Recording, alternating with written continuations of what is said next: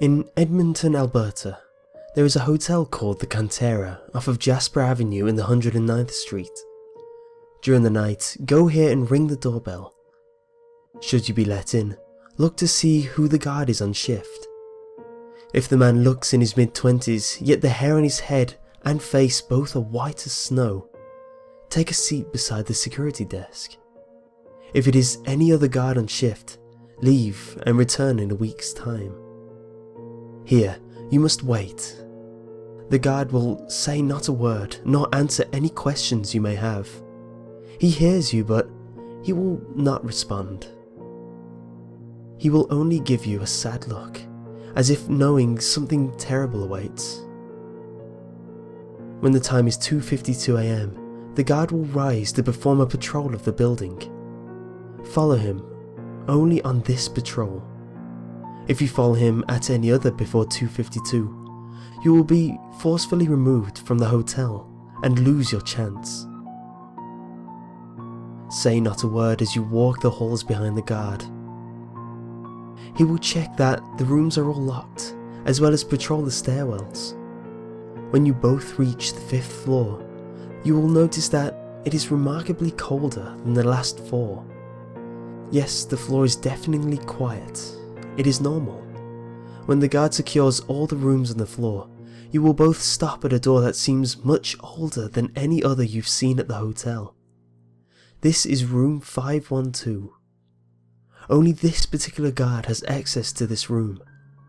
Take note of the key which the guard uses to unlock this door. It'll be important later. At this point, the guard will open the room for you and allow you to pass through. It'll be quite dark, but do not yet be afraid. The worst is yet to come. Take a deep breath, close your eyes and step through the doorway. Do not open them until you hear the door close behind you, for seeing the transition can be maddening. It'll be almost unbearably hot here. You will find yourself in a long hallway with numerous turns. There will be 13 doors lining this hallway. Do not open any of them. Take note which door has a splash of white paint on it. This will be critical soon. When you reach the end of the hallway, you will find yourself in the living room of the suite. In each corner of the room you should see tall figures, each with burnt flesh. They should be all sitting on the floor, hugging their legs with their heads upon their knees and facing their respective corner. Their fingers will be chewed away until their tips are nothing but sharp, bony talons. Do not address these figures. Do not touch them. They are her guardians. In the centre of the room, there she should be. She will be sitting in an old, ragged reclining chair. It is impossible to say how she will look, for her appearance changes for everyone. Should she, like her guardians, be asleep, do not awaken her from her slumber. For now, you have time to rest. There will be food and drinks set out upon the coffee table in front of her, and you are welcome to it. Do not partake in the pie, however, for it will numb your legs. Should you be so bold, take a look outside the window. It will resemble a hellish version of the avenue which the hotel is on. The buildings will be all burnt out husks of their former selves. The river valley beyond will be dry and cracked. Fire will appear to be on the horizon, and the ever-burning sun will resemble blood set ablaze. Should you stay for hours on end, you will find no reprieve from the heat. There is no night here. Now, look to the streets. You will find the same figures as the ones in the room. They, however, are awake, shuffling, screaming and wailing from their back moors. They have no eyes in their sockets, but by some twisted means they can still see. Take care not to attract their attention, for they will follow you back to our world, and this venture will be for naught. When you are ready, stand before her and speak clearly these words. "Save me, mother, please." Say nothing else and wait. You should start to hear her breathe.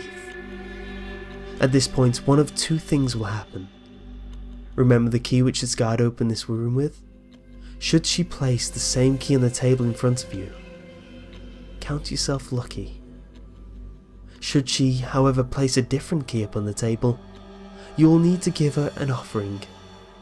A knife that was not previously on the table will now be present.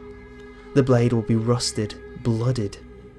Take this knife and sever a finger, placing it beside the key. Wait. If she places the same key as the guards on the table, you may take it and leave. If not, remove another finger. This will only occur a maximum of 4 times before the right key will be produced. Once the key is in your possession, she will once again return to her haunted slumber. Now, pay attention, for you only have a short amount of time. The guardians will be stirring now. Slowly, they will rise from their sleep and turn towards the room to face you. If they see you, they will slaughter you.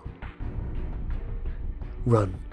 You only have 10 seconds before they will fully turn from their corners. Remember that door with the white splash of paint? That is the door you will need to use to remove yourself from this hell.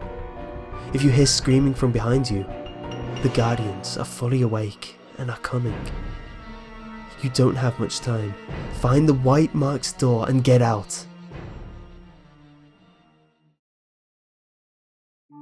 You will find yourself inexplicably outside your own home, exactly a week after you entered the hotel. Keep the key on you at all times wherever you go. One day, in the future, distant or near, a ragged door with the number 777 will appear wherever you happen to be. Use the key and open this door immediately. Leave anyone with you behind.